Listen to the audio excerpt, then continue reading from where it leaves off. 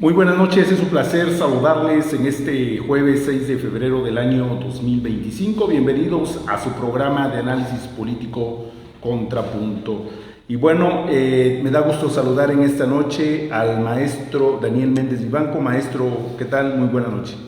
Nuevamente, muchas gracias por invitarme, Marco, y es un gusto saludarte y saludar a todo el auditorio que está conformado por las redes sociales y que te sigue en tus programas. Es un gusto saludarlos desde acá y pues atento a lo que vamos a hablar en esta ocasión, que vaya que si hay temas y vaya que se han ocurrido tantas cosas en el transcurso de estos días, mi querido Marco. Así es, y precisamente uno de los temas que hoy de alguna forma se analiza y se comenta en las altas esferas internacionales es sobre la llegada de Donald Trump, marca la era del nuevo orden mundial. ¿Usted cómo lo visualiza, maestro? Mira que es una cosa muy interesante y no se descarta esto que acabas de decir de la que se estaría inaugurando o preparando el terreno para la nueva era en el orden mundial, porque incluso como ya lo habrás notado en otras mesas de análisis desde a nivel fuera de México como a nivel nacional, pues están coincidiendo varios estudiosos en la materia que sí esto puede ser el puntal para que se generen las condiciones hacia un nuevo orden mundial. Mira, Marco, de entrada, yo cuando me dijiste el tema que íbamos a tratar, me quedé pensando, fíjate qué interesante esto que voy a decir y se lo quiero comentar a nuestro auditorio. Va una sugerencia bibliográfica. Es un libro que poseo y que se remonta a los años de 1976 a 1982, fíjense nada más, o sea que del siglo pasado.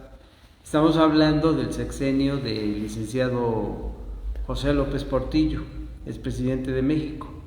Bueno, el licenciado López Portillo tuvo como secretario de Hacienda y Crédito Público a un personaje de la política que entiendo que académico, brillante en la Universidad Nacional Autónoma de México, donde había estudiado, economista.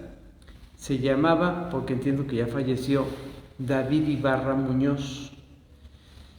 Y en esos momentos ya casi para finalizar el sexenio, y ya entrado también el otro sexenio que se venía con Miguel de la Madrid Hurtado en ese año de 1982, sacó un libro, presentó un libro, hubo el evento donde se presentó el libro, que fíjense bien cómo se llama y si tienen hoja y papel y lapicero el público, ojalá lo puedan anotar y puedan conseguirlo. Se llama, o pueden tenerlo también, pueden buscarlo, a lo mejor está en PDF, yo lo conservo en lo que es la presentación impresa. El libro se llama Hacia un nuevo orden económico mundial. Voy a repetir, hacia un nuevo orden económico mundial. Es editorial Aguilar, una editorial de prestigio. Y allí, fíjense nada más los años, ¿no? 1976 a 1982, y allí este funcionario del gobierno de López Portillo, en el planteamiento central de ese libro es que ya visoraba la llegada de un nuevo orden económico mundial. Entonces, ahí voy a la contestación de lo que me estás pidiendo que vaya yo exponiendo de esta primera pregunta tuya, de ese primer cuestionamiento. Hemos vivido las generaciones actuales, las generaciones de las cuales formamos parte los adultos, tres momentos, aquí están tres momentos de cómo ha sido el orden mundial.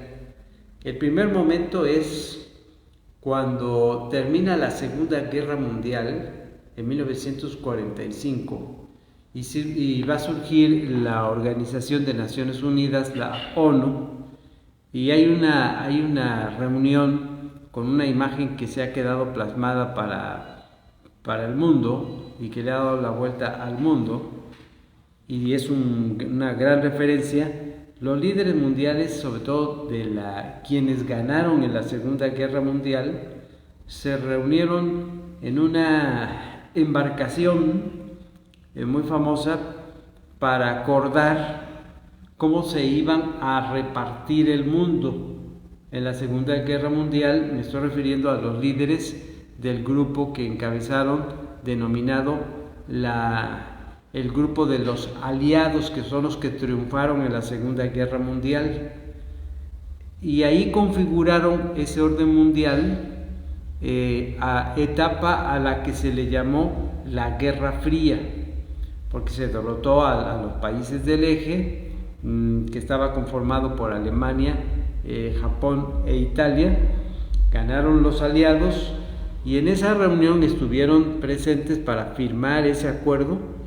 Estoy recordando a José Stalin, presidente de la Unión Soviética, a Franklin Delano Roosevelt, que era el presidente de los Estados Unidos de América, y a Winston Churchill, primer ministro de la Gran Bretaña. Ahí se repartió el mundo, porque el mundo, al terminar la Segunda Guerra Mundial, se volvió entonces bipolar, era un mundo bipolar.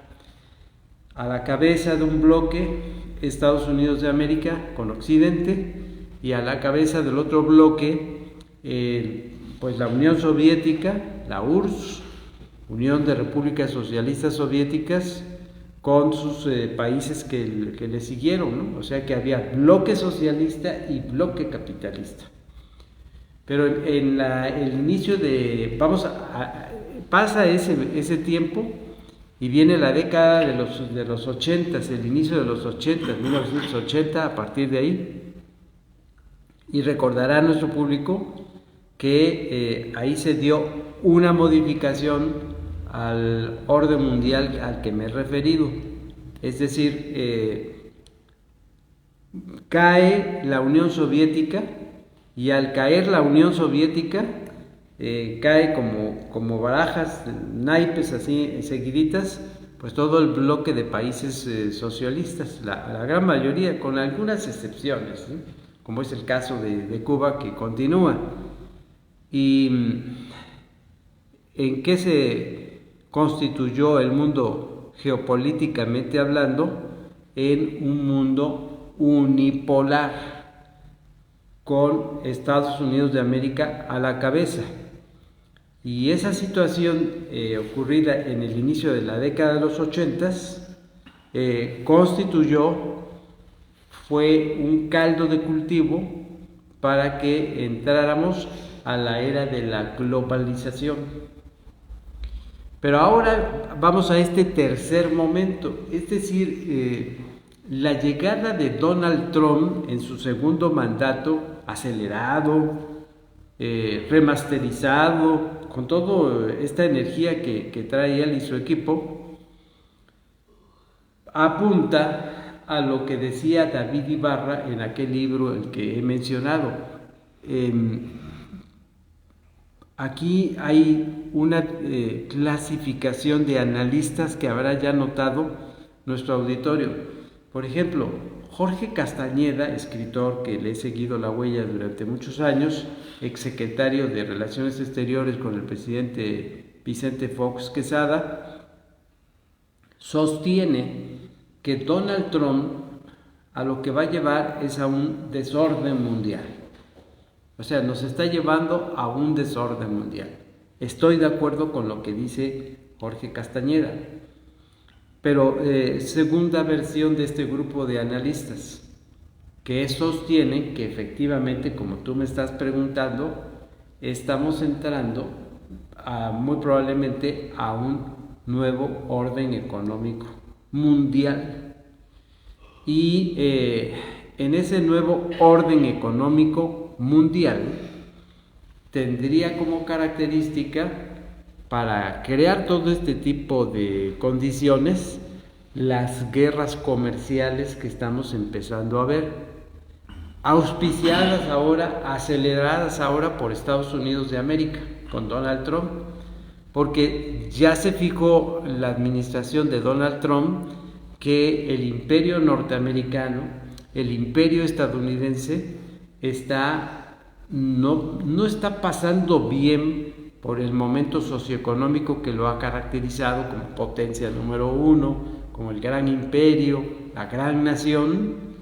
Hay grandes problemas en los Estados Unidos de América, y Donald Trump lo dijo en su inauguración de toma de posesión, en su discurso, dijo así, que se va a entrar a una etapa en la que Estados Unidos se va a reivindicar como líder mundial nuevamente, porque le van pisando los talones China y también la Unión Soviética, hoy llamada Rusia, con Vladimir Putin, y bueno, el caso de China con el primer ministro Xi Jinping. Y por ahí también, aunque parezca asombroso, porque me puede decir el público, ¿cómo no es posible? La India está constituyéndose, está creciendo en una como potencia económica y nuclear. Y el público podría decir, pero si tienen una pobreza tremenda y una extrema pobreza, pero así están dándose las cosas. Entonces, lo que vamos a ver en esta reconfiguración del mundo es la guerra comercial, y yo espero que se quede en guerra comercial y no nos lleven a una conflagración militar, porque eso sería la tercera guerra mundial, eso sería el acabose del planeta. Yo espero que se quede en guerra comercial, pero esto que está sucediendo parece ser que la era de la globalización está llegando a un final, y en ese final muy probablemente más allá de los grupos que se formen siguiendo a estos países, Estados Unidos, China y Rusia, pero probablemente lo que quiere Donald Trump no es una persona convencido de la globalización, y él se inclina más por la relación bilateral. Y entonces terminaría yo contestando a lo que me preguntas. Hay que estar muy atentos, porque parece ser que vamos a entrar en esa situación de ya no de mucha firmeza en la globalización. Y aquí la parte interesante es ver qué tanto Estados Unidos, con Donald Trump a la cabeza, pueden recuperarse en su liderazgo, teniendo como diques, como obstáculos que están siguiendo ese liderazgo que le quieren quitar a Estados Unidos, China y Rusia, ¿no? Así contestaría yo a tu pregunta. Efectivamente, estamos viendo una nueva composición de elementos a nivel mundial, sobre todo con la llegada de Donald Trump, en esta parte donde él con México al principio de cuentas pues dijo que la cuestión arancelaria, que ya no se llevó a cabo, pero sí hizo lo que él quería. Lo que él quería era reforzar la frontera y que no le costara. Pues a quien le va a costar va a ser a México, ¿no? 10,000 elementos de la Guardia Nacional es lo que le solicitó a la presidenta Claudia Sheinbaum para que no continuara con esto de los aranceles. Y en esta parte también me llama la atención la postura que ha asumido el presidente Nayib Bukele de El Salvador, al decir, señor presidente, las cárceles que tenemos, y la principal cárcel que tenemos en Salvador, está a su disposición para traer a los reos más peligrosos de su país, siempre y cuando, bueno, hagamos una negociación y usted también nos pueda beneficiar, porque tengo entendido que Nayib Bukele quiere crear una planta nuclear en su país, y con ello, bueno, están los avances. La visita de Marco Rubio, precisamente al país de El Salvador, y que de alguna forma también Salvador se ha destacado a nivel mundial por esa cuestión de seguridad que no la había, el combate a la inseguridad, sobre todo por los grupos de los maras salvatruchas, que eran... Ya lo puso el secretario de Estado Marco Rubio como un ejemplo a seguir. Claro. Lo ocurrido en el gobierno de Nayib Bukele, ayer hizo una declaración de que este es un ejemplo a seguir, así lo dijo textualmente, del combate eficaz a la inseguridad. Sí, de hecho, pues nadie quería viajar a El Salvador, ¿no? Ajá. Por el miedo de que cuando llegaran, pues fueran asaltados por estos grupos delincuenciales de pandillas que hoy en día pues ya han sido controlados por el gobierno de Nayib Bukele, y con ello, bueno, pues también ha generado mucha polémica, ¿no? Porque está la organización de las Naciones Unidas también, y han señalado abiertamente que pues son prácticas que a veces no se deben de hacer, pero dice, bueno, si no someto de esta manera a estos grupos de pandilleros, ¿qué va a pasar con nuestro país? Pues que sí, había muchos problemas, sobre todo de inseguridad. Y en esta parte, bueno, también marca esta cuestión de Nayib Bukele, es decir, la cárcel para los Estados Unidos, adelante, tráiganos a los reos que ustedes consideren los más peligrosos, ¿no? Porque tenemos una de las cárceles más seguras y eficientes hoy en día a nivel mundial. Ahora, sí, es cierto lo que comentaba yo, que lo presentó como un ejemplo a seguir en este combate a la inseguridad el secretario de Estado Marco Rubio.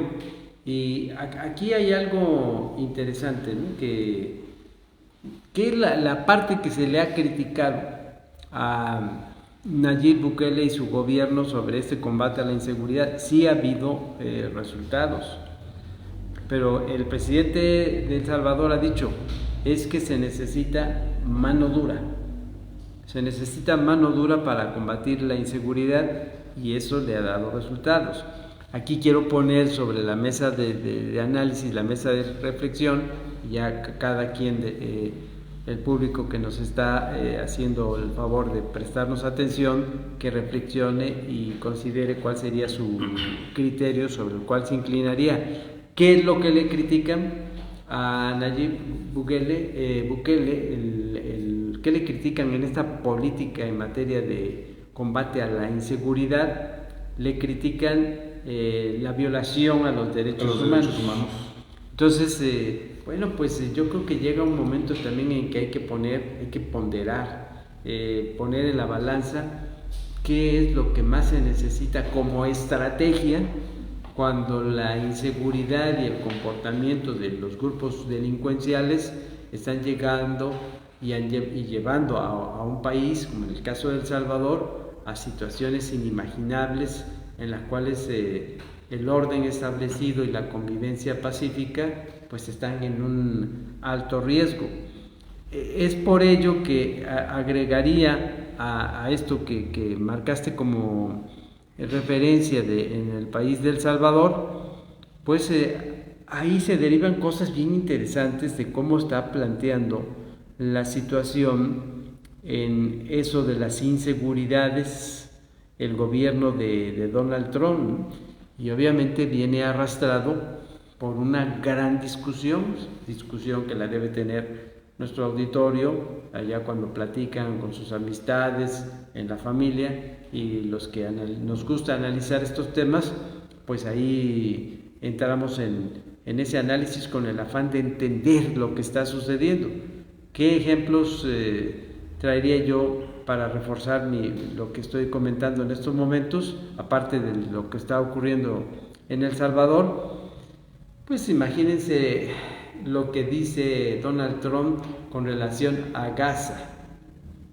Ahí hizo ya toda una mención de que los palestinos, tienen que salir todos los palestinos, y le pidió al rey de Jordania, le pidió que ahí les dé el asilo, que ahí los permita el establecimiento de ellos. O sea, que se salgan todos los palestinos de su territorio, que se salgan todos los palestinos. Y ese planteamiento extremo pues ha generado una gran discusión.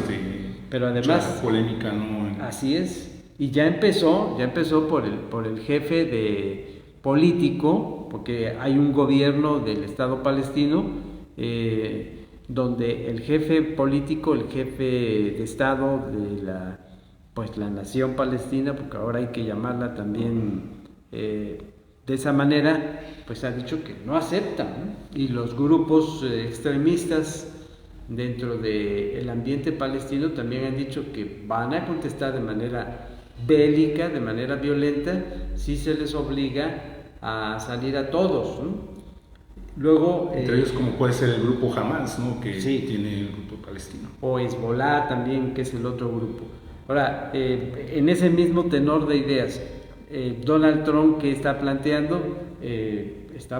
también medidas muy drásticas, muy duras con relación a Haití, que es otro de los países que se encuentra en un desorden completo, donde todo parece indicar en Haití, preocupante, que es la tierra de nadie, que los gobiernos que han tenido allá los haitianos, pues han sido efímeros, porque la delincuencia, los grupos delincuenciales, las bandas que hay ahí, pueden más que la acción de gobierno.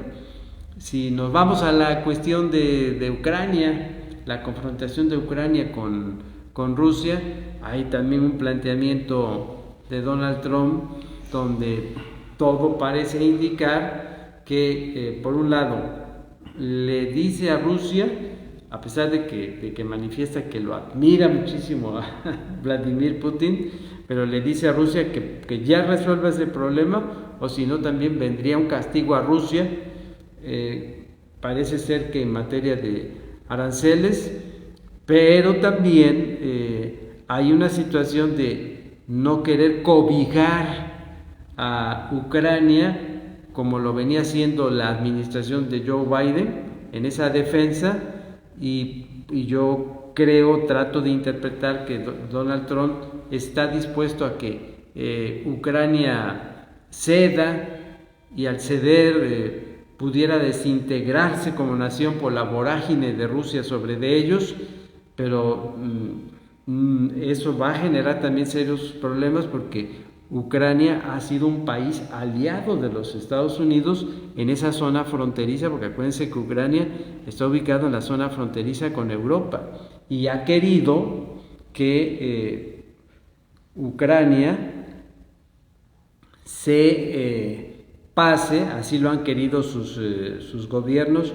la autoridad que tiene más recientemente, se pasen ya a ser reconocidos por los organismos propios de Occidente, o sea, de Europa, la Alianza del Tratado del Atlántico, en fin, todos los organismos que hay ahí, y eso es lo que no estaría viéndose bien por parte de los ucranianos, de que Estados Unidos lo dejara a la deriva en el enfrentamiento con Rusia. Finalmente, estamos viendo que sí es preocupante en ese tenor de lo que estamos hablando. Donald Trump también no quiere que continúe la organización del Tratado del Atlántico Norte, la OTAN. Y al desaparecer, quiere que desaparezca, y esta organización al desaparecer pondría en riesgo a Ucrania ante los embates de Rusia, pero también pondría en riesgo a la integración y a la seguridad que ha tenido Occidente. En el entendido de Occidente es Europa, la parte que le corresponde, junto con el resto de América Latina, y ya ni se diga incluyendo a los Estados Unidos de América, a Canadá, y también estoy pensando en el continente australiano, que poco se menciona, pero que hay que considerarlo también pues como una porción geográfica sumamente importante, todo un continente que ha estado de parte de Occidente, ¿no? Entonces es una cosa así revolucionada, que en materia de esa pregunta interesante que me haces, el combate a la inseguridad se pone en entredicho, porque vendría una inseguridad con mayor magnitud, Marco. Así es, y bueno, en esta parte del nuevo orden mundial que se ha hablado a lo largo de los años, es que se busca un solo gobierno que se controle todo para que supuestamente exista paz. Y en toda esta parte vemos que con la llegada de Donald Trump, pues está precisamente, dirá él, poniendo orden a las cosas para que vuelva a resurgir lo que fue en su momento los Estados Unidos de Norteamérica. Y con ello, bueno, ya está interviniendo en varios países y señalando o advirtiendo: si no haces esto, pues atente a las consecuencias. Pues en esta cuestión pues muy interesante de entender más a fondo sobre las cuestiones de Donald Trump, sobre los países que se le van a unir, como ya fue el caso de El Salvador, sí. Otro pues es Argentina, con Milei, que lo hemos visto muy pues, al estilo de Donald Trump. Y bueno, ellos van a ir conformando también su grupo por lo que se va analizando. Fíjate, Marco, que ahorita que hablaste y utilizaste unas palabras que me parecen interesantes y que vaya que si son también polémicas, ¿no? Generan una gran polémica y algunos las consideran así como muy delicadas. Yo solamente lo pongo sobre la mesa y que cada quien analice y tome su opinión respectiva. Tú utilizas una expresión, un término que dices que probablemente el planteamiento de Donald Trump estuviese caracterizado o aspirara a la construcción de un nuevo orden mundial con un solo gobierno a la cabeza. Entonces eso me quedé pensando en ese tema tan polémico que viene desde el pasado. En algunas ocasiones yo lo platiqué, lo analicé con Jorge Saldaña en los programas de televisión. Y es un tema, ¿por qué digo que es un tema muy polémico? Porque aquí van unas lecturas que yo las dejo como sugerencias. Hablar de un gobierno mundial en donde Estados Unidos estaría a la cabeza, pero también estaría fuertemente apuntalado por Israel, el Estado de Israel, en razón de que el Estado de Israel tiene ha tenido una alianza histórica desde hace mucho tiempo con la nación estadounidense. Estoy pensando concretamente en lo que más se le conoce, los grandes capitales económicos judíos que se han hecho y que forman parte de un poder real en los Estados Unidos de América. Utilizo el lenguaje descriptivo no tanto para meterme en más profundidades, porque insisto que parece ser que es un tema escabroso, pero sí hemos visto, porque salta a la evidencia, salta a la vista la alianza que hay de Israel con los Estados Unidos de América, y eso no ha gustado mucho al mundo árabe. Y me preguntará el público, ¿cuáles son las sugerencias bibliográficas que alimentan esto que está diciendo el maestro Daniel Méndez Vivanco? Yo los remitiría a 3 libros que vienen desde la década de los 50, y yo se lo mencioné a Jorge Saldaña. Me acuerdo que Jorge Saldaña, cuando empecé a citar esto que estoy comentando, me dijo: hey, cuidado, no sin ahondar muchísimo, porque sí, efectivamente genera polémica, pero ahí están las evidencias. Cuando se ataca a Israel, Estados Unidos responde. Cuando el mundo árabe contesta, y ya lo vimos en el incidente más cercano, ha habido muchos a lo largo de la historia, pero el incidente más cercano, cuando pues precisamente los grupos de terroristas, como así se les denomina, del lado palestino, atacaron a la población civil de Israel, allá en Tel Aviv, vino una respuesta muy agresiva de Israel, y Estados Unidos entró a la defensa de Israel apoyando militarmente. Es algo que en ese nuevo orden mundial, con un gobierno a la cabeza, ocuparía un lugar destacado Estados Unidos y el Estado de Israel en esa alianza. 3 libros que son fundamentales para poder entender esto. El primer libro se llama los protocolos de los sabios de Sión. Ahí está la primera sugerencia bibliográfica. Luego está otro libro que se llama Israel manda. También es como continuación, como secuencia, que así hay que entenderlo.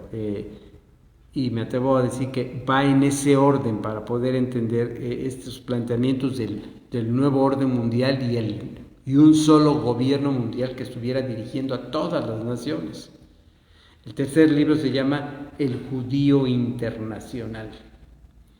Ahí está la sugerencia y pues comento todo esto. Sé que es un tema escabroso, pero forma parte de la realidad social, pero me lo motivó esa palabra que utilizaste interesante de un gobierno mundial que estuviera dirigiendo a todas las naciones. Ya cuando se habla de Israel, precisamente se entra en polémica ya en temas religiosos, ¿no? Cuando se dice que ellos dicen que son los únicos hijos de Dios. Bueno, ya es otro tema que sí, también polémico, que a veces hay que saberlo tratar. Hay que saberlo tratar. Sí. Maestro, pues no hay más que agradecerle. Me gustaría su comentario final sobre este interesante tema sobre el nuevo orden mundial con la llegada de Donald Trump al poder de los Estados Unidos. Pues muchas gracias en primer término por permitirme invitarme y desarrollar estos temas que yo los he estudiado desde hace muchos años, desde que era yo muy joven, ¿no? A mí me ha interesado mucho, como a ti, esto de hacia dónde se dirige el nuevo orden mundial, y pues yo le pediría a nuestro público, como aspecto concluyente, que también estemos muy atentos, porque la actuación de Donald Trump en este segundo mandato, que es el último mandato de Donald Trump en Estados Unidos, porque ya no va a tener oportunidad de otro mandato, pero sí viene revolucionado, porque todo parece indicar que Donald Trump en estos 4 años que va a estar al frente del gobierno de la Casa Blanca viene con esa misión, con ese objetivo de recomponer, como él lo ha dicho, palabra que él ha dicho, geopolíticamente al mundo. Pero si nuestra sociedad es diversa y es plural, pues seguramente va a haber respuestas. Me dolería mucho que empezaran respuestas violentas. Eso sería lo más lamentable. Eso sería lo más lamentable, y lo dejo como reflexión. No sé si lo viste, Marco. Ayer en las redes sociales hay un reportero que entrevista a Donald Trump y le dice: ¿qué opina? Ahí viene el otro ejemplo. ¿Qué opina de lo que ha dicho el gobierno de Irán, que no se meta Estados Unidos con el gobierno de Irán porque van a conocer la ira del gobierno de Irán? Y agrega el reportero, en el que incluso se ha mencionado que vendría un intento de asesinato en su persona. Y dijo Donald Trump: sí, parece ser que hay una intención. Si así fuera, si me atacaran, si me dañaran físicamente, no se imagina ese país lo que le va a venir como respuesta. Y dijo el reportero: ¿cuál sería la respuesta? La aniquilación total de ese país. Eso sería muy lamentable desde el plano de los derechos humanos. Eso sería muy lamentable para el orden mundial. Eso sería muy lamentable para la paz, la armonía y el bienestar entre las naciones. Marco, con eso concluía. Pues gracias, maestro, gracias a todos ustedes, amigos del Imparcial, por haber sintonizado su programa Contrapunto. Se despide de ustedes Marco Antonio Jaca Solabat. Muy buenas noches. Gracias, Marco. Gracias, maestro.